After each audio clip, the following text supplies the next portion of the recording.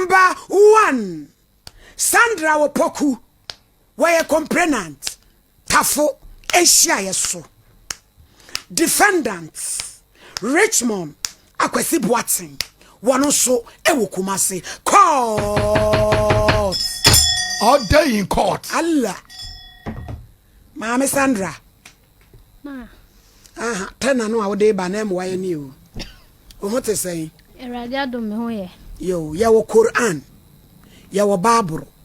Ya wo podua, de he na wo pe. Acho Bible. De bia mo ka Bible so ntrahye mama. Bia wo de wo be ka no kora mai. Fansani fa page akosoro. Eya me Sandra Opoku. Eya me Sandra Opoku. Asama meken. Asama meken. Nukre trodo. Nukre trodo. Kontompo nka ho. Kontompo nka ho. Onyame boa me. Onyame boa me. Order in court. Baba wiai. Me pamacho me ma onu abedwafo ni onu ehwe nyina. Ya je oso. Me pacho enya bone. Ena me de bai so ya bone kakra. Me ni abrantie bi efe na kwasi boaten. Ehia. Mane. Mushia. Yeshia or the passem to menim. Minute nice. I'm an emiswa. Meneni be yet titima didi ma 24. Na wonfie sen. Na minya 18 years. So na wuwom. Moto ya. And sana mba benya 18 years. Okay. Enti 2014 ena me fair furo. Uhunu na di sen a wonyemo yes abre no. Na 2 years aba. Na ma wusumu 2 years atu agu na fede. Mo yes mo be hyanyinsi. Eno so ye point. Na me nana ena tie we ehwa. Ena me fiwo menyam me fiwo na ebetena atafo ahembro num. Ena mbe wo ye. Me nana hwa akra ne ma me kosua adwuma. Ama sese mapon me ho. Enhwemu no na enye papa. Me nana ne boa me ha. E ma ehwe no. Sese me nana so etu afra ahembro num o so anyini kwakotena ne krom. Fun ase kokoben okọ. Me so meeting hia yeso. Me fan February year March ni 1 year akra de o ma akra ne 10 pesos kra da. O frɛ na o si woni ska. O frɛ na o si menya adwuma. E na me ka asai. Nti 2020 nim kwa me rekoto ne sofo anim. Odi fo kopia mponsan e wo Ezra.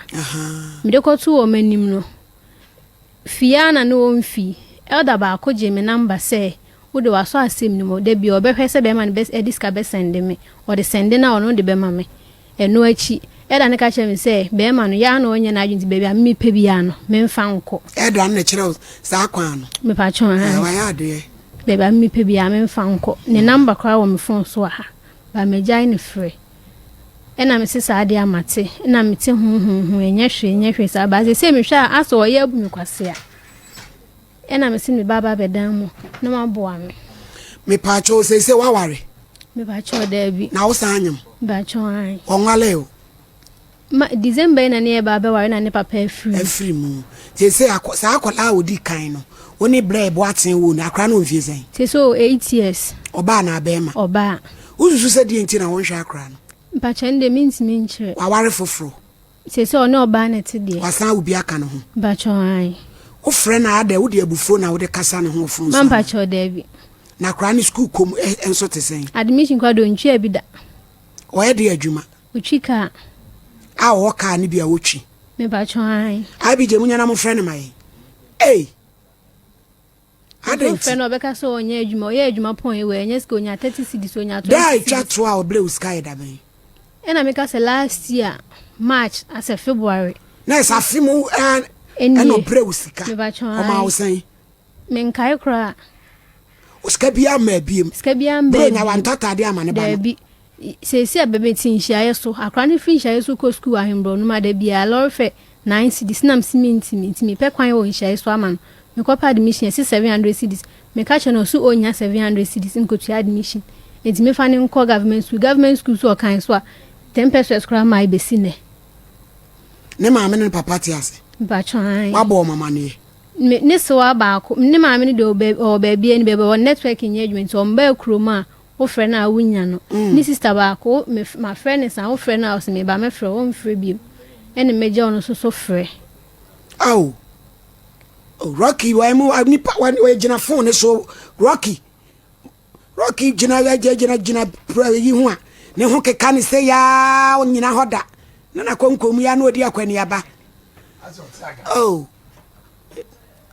na osi ukobo ne so amane na ere me friend no January ending ya so mbra akra niska ene we ena me ka chen se saade ya ene me boni dua ena efo so obi se hwe wo ba ena me ka saade me boni dua ku ni dia ene ma me behu ekwan wo boni dua ku no na wa hwe wo ba no eh se ho so bai mamba cho me kan sa no no de ko to ni siwa manim se saade o mba beje ni siwa ne ka che ni san o musa me se e ka se na me mba bo wa akra ne ho no mu ntua ma me no mu nja akola no na mfa ne ma wo ebe me santi o mu nka bi o mu ba o de o be ma no me ba cho me fa ne ma na no na ya mo prinsa mo fo mo de o be ma wo no ayo mo kokoma na o mo de anyo mo mabia ne baby so ne akra ne nyina na ebe tena wo maduma ho no mu dia ba ono so oji na ono so onye adwuma oni baabi so te ntiji so de ne ma ne sewa no se ne sewa danfo no ne akra ne kotena so adanfo de da bi se ne enye kwa wale mpodi a hello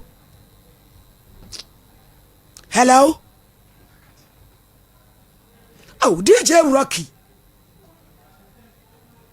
asemu pani emanu moni mema no wo na dru so mo baji wo mo ma na asemu twetwe mo ho aya omo wo mo ho a sika kakra mo nyinye nyane nti anamame because anka ne nka ho ato hello hello ebusian for ye boy ahomoden se ahoma ne betum na ye ne Mr. Boaten atwetwe nkomo because sebi wawo amakola nya mfie nwotwe dia wawo bi aka ne ba no ho me ba chwan wawo bi aka ne ho me ba chwan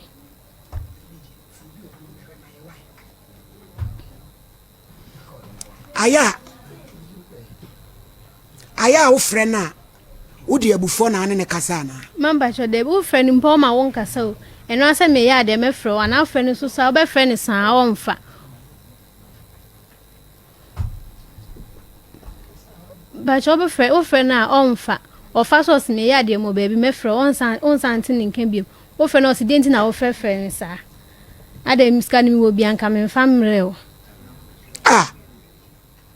asema wo kra no kre ba cho ai na akran se so ne wo nete ba cho ai ani ukun fufuri ade ukun fufuro so ntimi hwe abeku so do bi dia do na obeti machine esu de be ma na ye no ase kwase abu hello eja Boaten ta join ma he right na ho te say nyado ye from of ma me ye adwuma SOMPA TV so sister bi de Sandra Opoku what TV so wo se one ne wo ba mfie nwotwe wo nhwa akra no kra bi wo madaroma Pacho, me nam lunch in the drive home. It means me no kasa ti be ma be 2 hours time pe right. 2 hours time ya wie show no.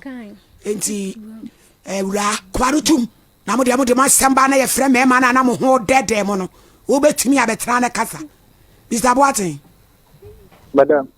Me pacho wadaroma 2 hours de na yapon. Enti adwada wo betumi aba.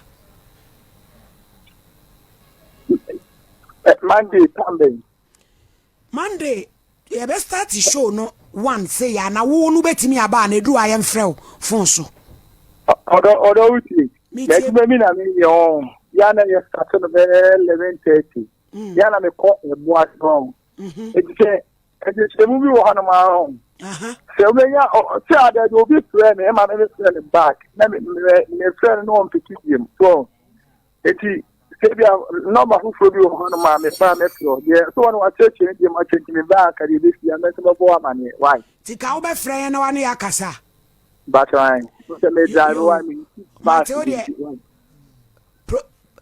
say ka ye tena se o na phone so nkomo no de nka na nti na ye busa o say asɛm ni nkire mu ti ka wo nya bra wo beba me su back there ya de ko boato me ne what be abas no kan 7 days a week Mr. Boaten say den ada bi wo off bi o uti so Monday and Monday no Monday ni nye yi a wadaro madabe na wo benya ho And I'm saying, what else day no? I am Monday to Friday. And I Saturday so the someone here my Sunday someone here so aye. Na wo de tie we me pa cha me tie we wo ba ni sa afini wo yire ni sa afini a wo ma akra ni ska wo ma ni bi da no kore odo me drive wo se me ni penipon na mo de ma me na se ma wo ya no we eya no kora na enya no kore mi sabo aten sa no de enka hwe ana wo ba ni boa what day was wo ma ni ska February ni 1 year wo ma ni ska bi abiem Madam Uche, o de me kuta me school test ya Uche. Na si ade se no na de kasa jabo atin ye katachie. Medafo. Madam Uche. Mi tie o. O de me kuta ya me ni penfo so na mo o de ti o. Wo fele so mbeti sa won sha oba. Uche. Na we senk wa ansa dada. Ana o si tie de me kan me drive into Uche se kan san me traffic dia ma. Mi tie. One also 1 year me ha kula na. On the also no akane de we say e bia 1 year. Na me pesa wo so ka wo de na na bo atin. Madam Oboa akwala se akwala nyini on fa para ma me sha para me ja. Wo fa akwala ni ma wo eti akwala no wo fa ni ma wo ti oni di ana na na bo atin. Oh. Enye ni di atemo. Ete ono se o ka so ma ni sha kura fo da ka so ma ni ska. O se me wi ti me ne enye akwala ho yi di ato. Eti o de se won ni me ka sa say I dey so and nana boati e dey twa to a ma akra ni ska wo kai. Oh madam, me kura se o we kan kura. Mo o de me ba ma ni so on telephone ni kasa me ba ni so. Nana boati. Who you gudu? Yo, bibi obi a omo ni omo na mo ntumi mpake. Say bi enye bi a enkomo. Enya de obetimi apake se me pake edi nkomo sa bi empanifo. Wo so obefre. Enti maame ewuraba samudi asem no ba na ye ka ya fre nipa ne ne kasa twen wa be simu be kan de foforo ya na mudi na na ye de ne a o ba jo fa chemi moti mu ku no ne nkape na wo so ate ezim so ye wodi wo misra mi nyina ho bible wa wo fi mu ko ya wodi wo mu na mini ho ye asem o na na bo aten ye be sa fre no ana Odo Uche. O da somebody also no akani de me nya afi na me be cheche sim bi on. Me Uche. Me nya wo number no. Fine. Akura week no. Me be say me disk bi week bi me disk bi ada so phone so and mo pen number bi a week bi me disk no e be so phone. Producer no na na boaten. Producer no be kasa say see why. Na de wo ho no wo de ne na kana me pese ka wo ba.